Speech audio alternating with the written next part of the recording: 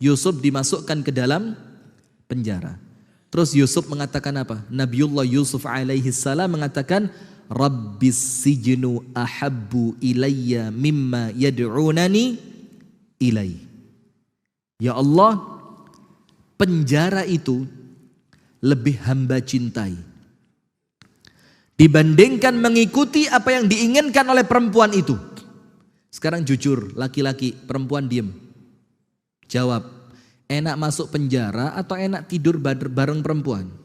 Jawab. Sekarang kita mau tahu apa rahasianya Nabi Yusuf. Kenapa dia sampai berani mengucapkan Rabbis sijnu ahabbu ilai.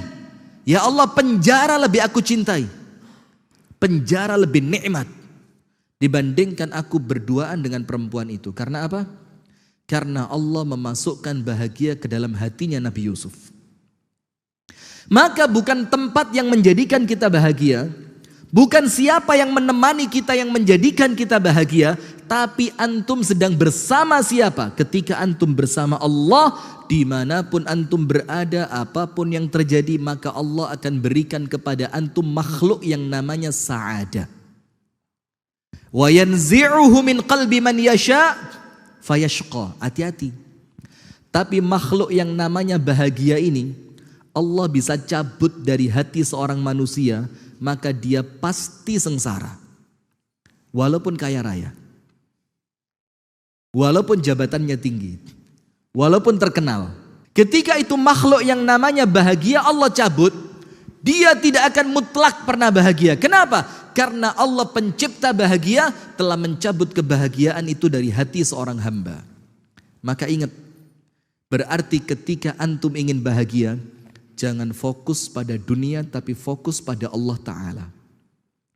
Jangan fokus mencari ridhonya manusia tapi carilah ridhonya Allah. Jangan sibuk dengan pandangan manusia tapi sibukkan memperbaiki diri di hadapan pandangan Allah Ta'ala. Di dalam surah An-Najm Allah Ta'ala berfirman apa?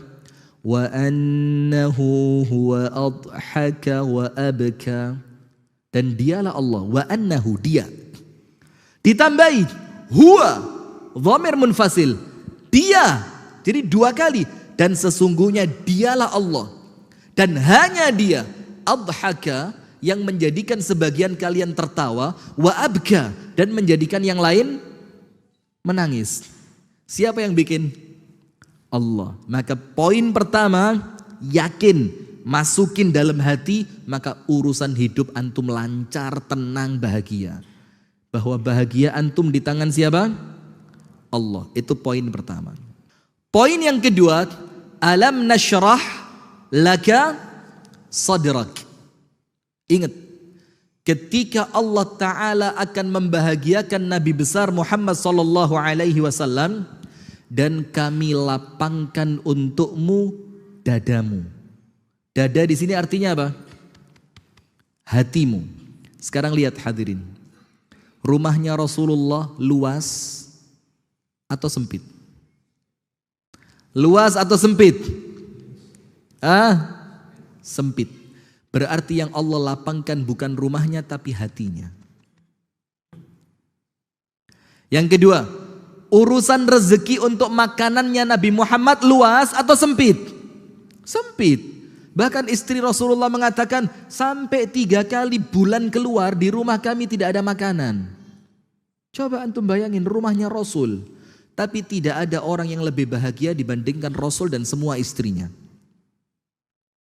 Karena ketika Allah akan menjadikan antum ini bahagia, itu yang Allah lapangkan bukan rumahnya, bukan uangnya, bukan asetnya, bukan bisnisnya, bukan pekerjaannya, bukan jabatannya, bukan ketenarannya, tapi cukup hati sama Allah dibikin lapang. Antum tinggal dimanapun terasa lapang. Betapa banyak cerita yang kita dapatkan, orang kaya raya mati bunuh diri. Pernah dengar? Pernah dengar? Artis terkenal di puncak ketenarannya meninggalnya karena apa? Overdosis apa? Obat terlarang. Di puncak ketenarannya. Kenapa dia pakai obat penenang? Karena dia tidak mendapatkan bahagia, rumahnya lapang, karirnya lapang, ketenarannya luar biasa. Dia tidak dapat bahagia. Kenapa? Hatinya sempit, dia tidak mengenal Allah Ta'ala. Coba negara mana dengan jumlah angka bunuh diri tertinggi? Jepang.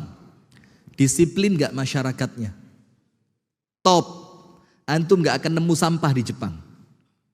Dan antum tahu bis kota di Jepang itu, di dalamnya ada tempat sampah kecil khusus buat buang buku kecil. Antum tahu artinya apa? Orang di Jepang itu kalau naik bis, mereka di kantongnya ada buku kecil. Dibaca, sekali baca selesai. Nanti itu buku dibuang di tempat sampah khusus, yang nanti buku itu akan dipindahkan ke tempat lain untuk orang baca lagi. Itu orang Jepang. Tapi angka bunuh diri tertinggi. Kenapa? Tidak mengenal Allah Ta'ala. Nah, maka hadirin sekalian, sekarang lihat. Ternyata bahagia itu letaknya bukan di sini. Bukan di akal pikiran kita. Nah, orang itu bisa bahagia tanpa harus dia cerdas. Karena bahagia itu bukan di sini. Bukan hitung-hitungan matematis, bukan hitung-hitungan akuntan publik atau apalah. Bahagia itu di sini. Di mana? Di hati. Itulah kenapa ketika Allah akan bahagiakan manusia, yang Allah lapangkan hatinya. Karena kalau hati sudah lapang, apapun yang terjadi tenang dia. Maka yang Allah lapangkan apa? Hatinya. Itulah kenapa antum tahu, ala bidzikrillahi tatma'innul qulub. Kalau orang itu gemar berzikir kepada Allah, yang tenang akalnya atau hatinya? Yang tenang akal atau hati? Hati. Itulah kenapa Rasulullah bersabda, ala fa inna fil jasadi mudghah, idza saluhat saluha sairul jasad, wa idza fasadat fasada sairul jasad, ala wahiyal qalb. Ketahuilah dalam fisik kalian ada segumpal daging atau darah. Kalau segumpal darah itu baik, semuanya baik. Kalau segumpal darah itu buruk, semuanya buruk. Apa segumpal darah itu? Hati. Nah, maka hadirin sekalian, saya mau tanya sekarang, kenapa Allah tidak meletakkan kebahagiaan itu di dalam kekayaan? Kenapa? Jawab. Kenapa Allah tidak letakkan bahagia di dalam kekayaan?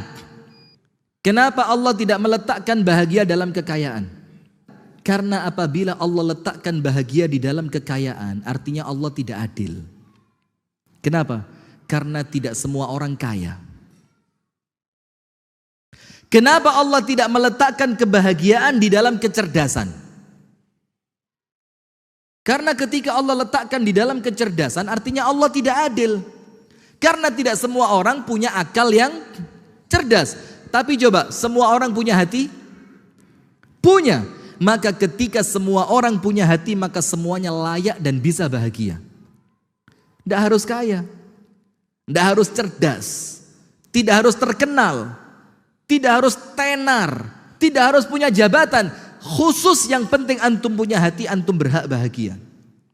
Nah, maka itulah kenapa hadirin, kalau hati itu sedang kotor, dia tidak akan bisa merasakan kenikmatan yang paling nikmat sekalipun.